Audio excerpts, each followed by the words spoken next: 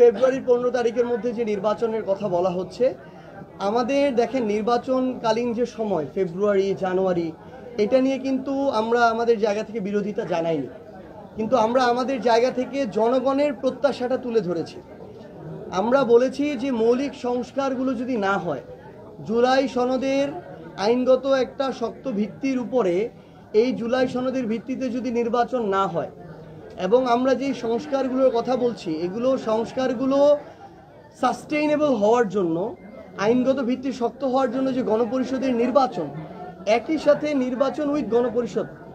এই গণপরিষদ নির্বাচনটা যদি না হয়, এত বড় যে একটা গণহত্যা হলো, এটার যদি আমরা ন্যূনতম বিচারিক প্রক্রিয়ার দৃশ্যমান রায় আমরা না দেখতে পাই, তাহলে আপনি যেই সময়সীমায় বলেন না কেন, সেই সময়সীমা এটা জনগণের আকাঙ্ক্ষার সাথে প্রতারণা। আমরা আমাদের জায়গা থেকে এটা মনে করি।